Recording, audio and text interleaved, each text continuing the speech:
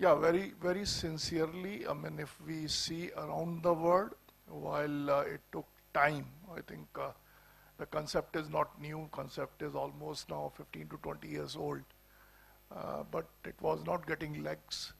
And even in India, we are still struggling because the storage system for energy still are not that good. I mean, when it comes to, I mean, the constraints of that you can have one charge 80 kilometers and all those things which come in the way. But we see very sincerely going forward. It's a matter of time when we will get good traction. Uh, at the moment, what is happening is that while we have more faith in European markets to buy our product, we don't get the same support from the country. And there were few states who came in front and at least gave some incentives and advantages to customer to take the cost. But most of the states have not responded that favorably till date. But with the now everybody talking about last mile connectivity, where I think it's going to take the good boost. So we sincerely feel that next 3-4 years, this is going to become one of the major change which is going to come. Now that is on electric vehicle, but in general, if I talk, coming from manufacturing background, and having some experience with working with various multinationals and all those things, if we see cost of converting a vehicle in country, vehicle or tractor or anything, the conversion cost, if I see, then in a developed country like US, where 75% is salary and 25% is utility, it's just vice versa in India. Here it is 75% utility and 25%. And when we talk about utility, it's basically energy. I mean, whether it is use of electricity or LPG or oil or gases or whatever it is. Mainly that, and that's a situation when resources like water are almost free, which is not something right to happen. So whatever we are trying to do, we are finding that it is making sense. Okay, as Mr. Rajnar was saying that number one opportunity is to reduce the consumption, and we have examples. Today we are trying to monitor each and every equipment which consumes power. And we feel very sincerely that it is a possibility of reducing that power consumption to 50%. And in most of the cases we found 30%, 40% possible. Okay. So that is, the first thing is that reduce that. Second is that how do I have not only,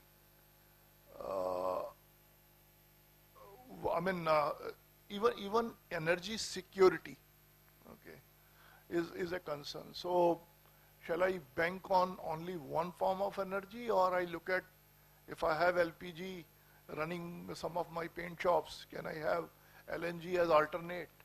Okay. So those things have really helped us, and it helps on pricing also. When price of one goes up, normally you find that there is opportunity, and we are trying to create systems where I can run off any one of them anytime. Okay. So those things are working. Slowly we are finding that renewable, especially solar, has become now very profitable and very meaningful. I'll give you an example of Zairabad. It's a place close to Hyderabad where we went to our sister concern. They put the money, and what we buy is per unit 4.4 rupees against the state giving us 6.5. So just give them a space which I'm sure is not going to be used for next 10 to 15 years. And in return I get almost 44 lakh rupees a year, and 10 years down the line, much more, because the equipment will have another thing. We have started monitoring everything, whatever is a resource like wood, cartons, uh, paper, and everywhere we find there is an opportunity to reduce it by 50%. And everywhere you save money. Okay.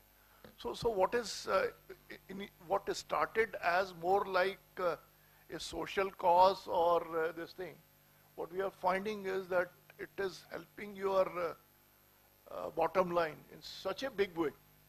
And most of these projects are self-sustaining, very meaningful, and adds value because third thing, I mean, one major thing which is different in what I'm finding in Mahindra, I am with Mahindra in the last 5 years.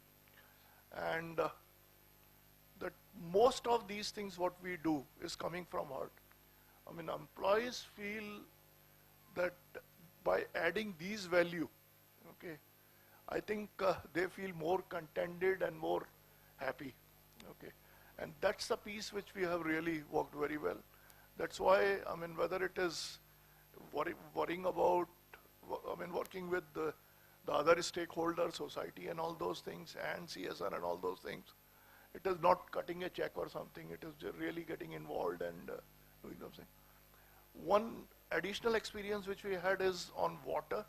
Today, I think our company talks about water more than anything else.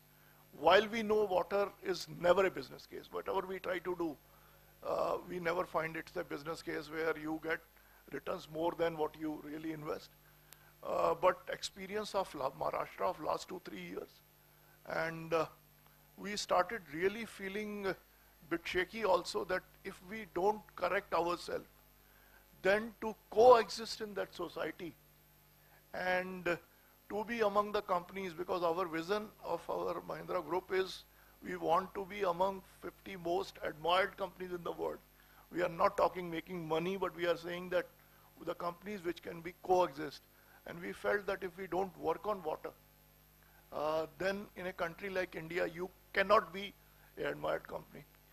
And last two years, especially after Maharashtra thing, now we have started working very, very aggressively on water.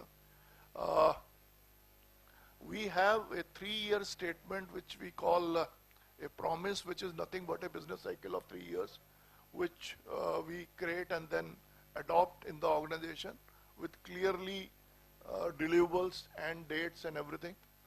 And if we look at it last 3 years, rather 4 years, if I take base of 2012, on energy we have improved by close to 23%. On water we have improved close to 17%. On wood, carton, paper, everywhere we have improved by 25%. And now we have taken a very aggressive goal. It was never a part of promise cycle where we sign off as a company. But now we have taken that next 3 years, that is by 2019, we will be improving these things by further 25%. Okay. So if 1 unit of my offering, whether it is a tractor or a car or SUV or something, is consuming X units of power and Y units of water, then both will improve further by 25%. Okay. We have signed with EP for EP 100 with climate this thing, and what it says is that we will improve our energy productivity by 100%, base of 2000 by 2030, and I can say with a lot of confidence, we started in 2008 in a decent way, and today we are in 2016, we have already improved 80%.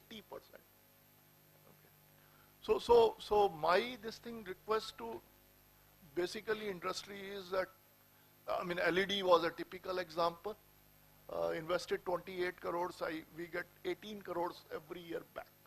So all these things which 3 or 4 years back look something which was very difficult to do and were not making lot of business sense.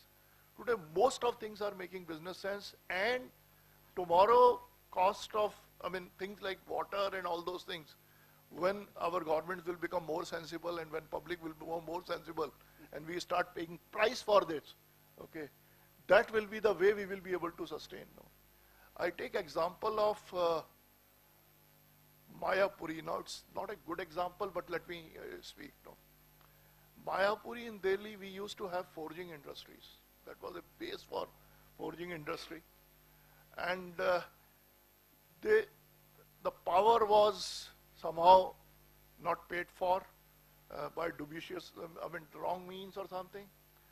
And they priced it so low when the power distribution in Delhi became privatized, and when they have to buy power, okay, it became almost impossible to sustain those companies. So for industry now, this is becoming very critical. If we are living on subsidized water, if we are living on subsidized many other things which are not friendly with the environment, and the day regulations start becoming strong, the day the society starts speaking very big about it. I mean, we have seen what happened to diesel and all those things. While as an industry guy, I'm very sure that what was done was wrong. Okay, it was absolutely unscientific, unlogical. But one day, whatever is logical, somebody will stand up and say that you have to pay a price for that. And that will be the day that those industries which don't change today and don't look very progressive, because we have to discount those things, are going to happen, and start working on that. And so that's the message I have, is that I think working for environment is not only something more of a CSR or something, or working for any other stakeholder, but actually is working for your own company and your own existence. Okay, and the fruits come which on top of it is additional, but even the business makes huge sense. And now it's part of our main strategy. I mean, how do we really look at it? And when we talk about risk management, this is the component which comes on top of it, that tomorrow if we don't look at these things very carefully, can we exist very long? So for a company to sustain very long, these things are becoming very important and very critical. So thanks for this thing.